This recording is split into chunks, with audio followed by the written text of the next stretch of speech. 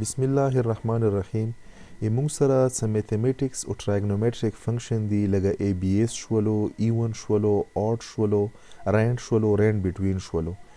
نو راځئ چې دا وکړو چې دا څه شي دپاره استعمالیږي. ټولو نه پیله موږ سره د ای بی ایس فنکشن به وکړو. ای بی ایس اصل کې موږ سره یوز کیږي د اپسلوټ دپاره. ګوره دلته ما څه نمبرز ور کړي دي، په دغه کې نیګیټیو ویلیو پازیټیو ویلیو شته دی.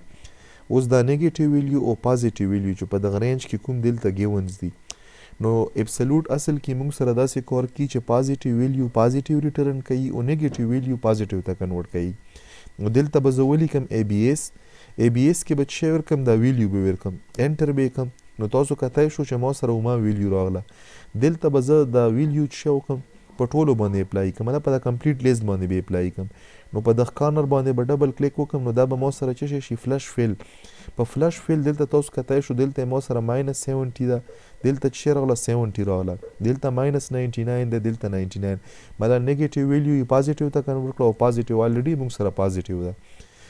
خو دلته به زه څه وکم، زه به د ایون فنکشن یوز کوم. فار ایگزامپل دلته ما ورکړو ایون نه بعد ما څه ورکړو، دا ما ورکړلو، دا ما څه کړلو، انټر مو کړلو. چې انټر مو کړو نو ایون فنکشن نارملی کله چې یو ویلیو ایون وي نو ایون راولي، او چې کله ایون نه وي نو یخ پسې نیکسټ چې کومه ایون ویلیو وي نو موږ سره راولي.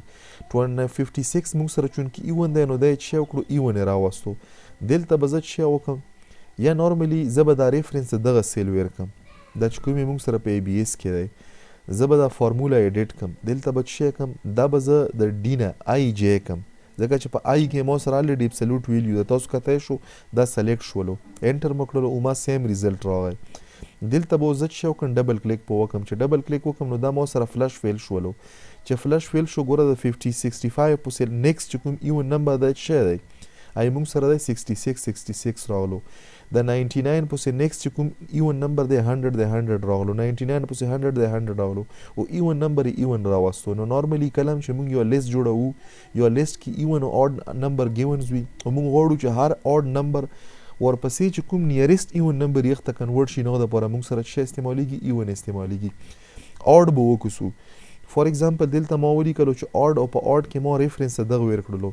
نو که موږ وکړو د 56 اډ نه ایون دی، نو دغه پسې نیرست چې کوم اډ نمبر یا به موږ ریټرن کی.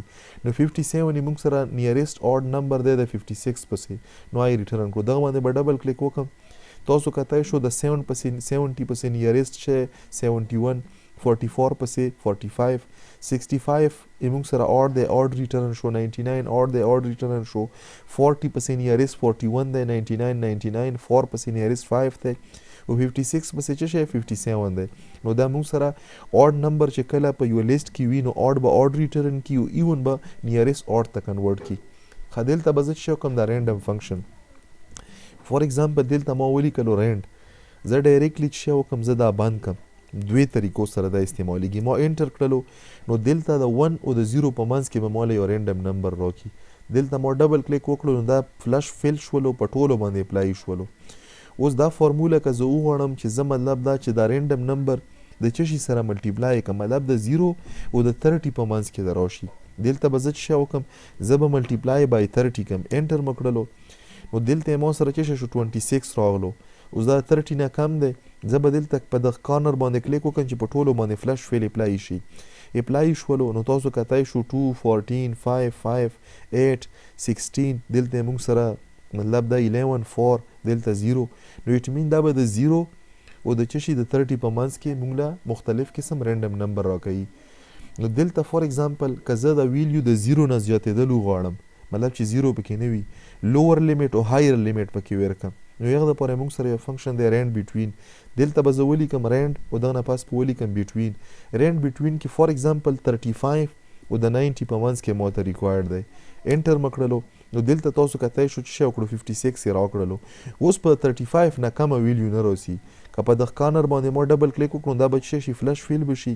نو تاسو کتای شو 41 89 50 73 37 55 37 35 85.